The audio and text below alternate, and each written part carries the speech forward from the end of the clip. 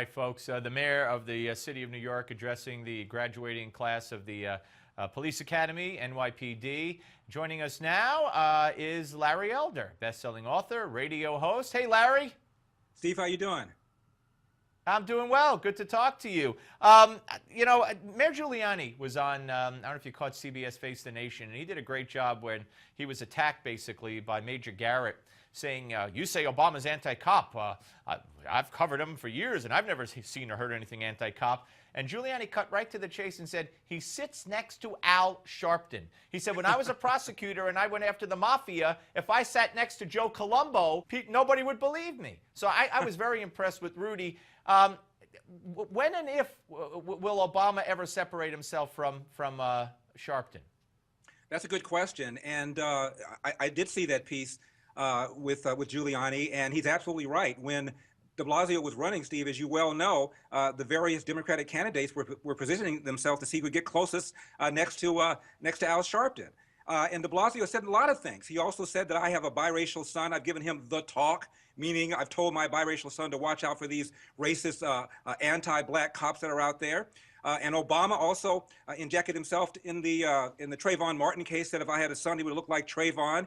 He injected himself on the side of the Harvard professor against the Cambridge police. So when Obama's had a chance to inject himself in these kinds of things, he's taken the anti-cop position. So there's a lot of reason why a lot of people are upset. You got Eric Holder, you got Sharpton, you have Obama, you have Jesse Jackson, all running around with this narrative that white racist cops are out to get black people, and it's BS.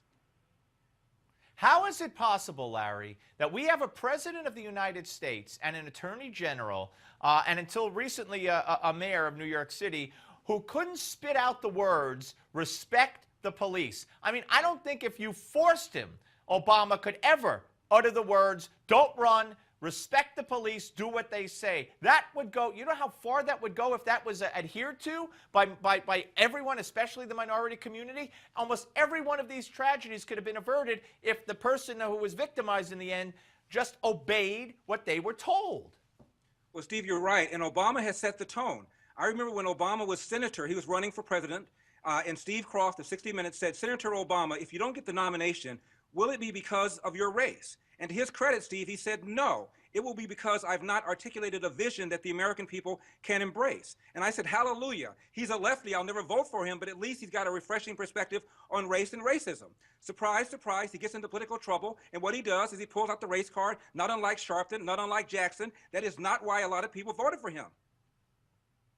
Yeah, no, you're absolutely right. And unfortunately, we have had very real consequences. I'm not saying that Obama's responsible for the 2 deaths of the police officers, but you have a climate now where I think that some of these people feel justified. You have the shots taken in L.A., which I think you're out there now. They're searching for the people who shot at 2 police cars. We've had that in Tampa. It's going on all over the place. And, you know, speaking of Sharpton, Bill Bratton, our police commissioner here in New York, said just today that he regrets sitting near Sharpton at right after Eric Gardner was killed.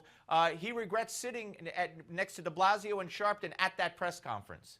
Well, it's about time somebody said something like that, Steve. I've often said that Al Sharpton has more lives than 007. This is the guy who made his bones by falsely accusing Stephen Pagonis of raping and sodomizing Tawana Brawley. You know about the Crown Heights thing, Freddie's Fashion Mart. He called Mayor Dinkins an N-word whore one time, referred to Jews as diamond merchants, whites as interlopers. And he's almost $5 million light in taxes. I could go on, Steve. I can't believe and let's not forget, let alone he got a show on MSNBC.